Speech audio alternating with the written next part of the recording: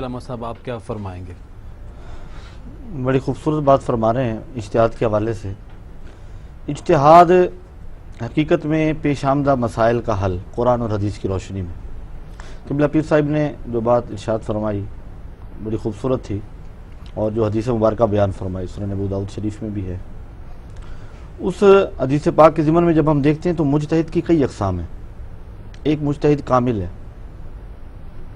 ایک مجتہد جو ہے وہ فی البعض ہے، کچھ مسائل میں استنباط کا جو ہے نا وہ اجتہاد کر سکتا ہے، لمٹ ہے۔ اچھا، اس کے بعد فی ہیں اصحاب ترجیح ہیں، اصحاب تمییز ہیں۔ اب یہ جو ہیں، ایک مجتہد وہ ہے جو مجتہد مقلد ہے، اور ایک مجتہد وہ ہے جو مجتہد کامل ہے۔ جیسا کہ تابعین نے اجتہاد فرمایا، حضرت امام اعظم ابو حنیفہ رحمۃ اللہ تعالی علیہ، حضرت امام مالک، امام احمد بن حنبل، امام شافعی رحمۃ اللہ تعالی علیہ، یہ کامل مجتہدین ہیں۔ اب ان کے مقلدین میں بھی کچھ ایسے تھے جنہوں نے کچھ مسائل میں اجتہاد فرمایا اور ان میں اختلاف کیا۔ امام اعظم ابو حنیفہ رحمۃ اللہ تعالی علیہ کے شاگرد ہیں، اور انہوں نے اختلاف فرمایا، امام ابو یوسف، امام ظفر۔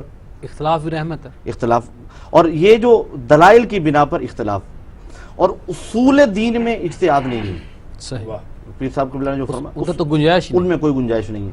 پیش آمدہ جو مسائل ہیں، اور یہ دیکھیں جو تخصص فی الفقہ کرایا جاتا ہے مفتیان کرام کو، تو وہاں پہ یہ بات سمجھائی جاتی ہے، اور یہ ابتدا ہے، یوں سمجھے کہ جو پیش آمدہ مسائل ہیں اور مرور زمان سے، تغیر زمان سے مسائل بدلتے رہتے ہیں، ان کے احکامات بدلتے رہتے ہیں، اور کچھ اوقات ایسے ہوتے ہیں، آپ نے اپنے پروگرام کا نام اجتہاد رکھا ہے، اور بڑی خوبصورت بات ہے، کچھ مواقع ایسے ہوتے ہیں، حضرات علماء کرام تشریف رکھتے ہیں، جب اجتہاد فرض عین ہو جاتا ہے۔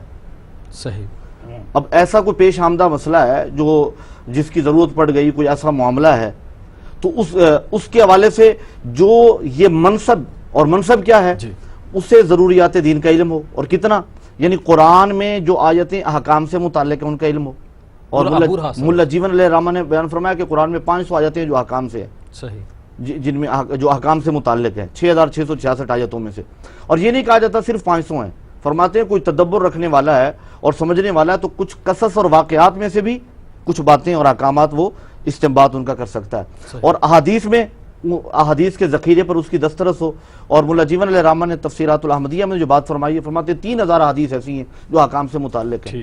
اب یہ قرآن اور حدیث کو جاننے والا ہو، اور پھر پیش آمدہ مسائل پر وہ اجتہاد کرے۔ اگر اس وقت اور کوئی مجتہد نہیں ہے تو اس پر فرض عین ہے کہ وہ اس مسئلے میں اجتہاد کرے اور اس کا حل پیش کرے۔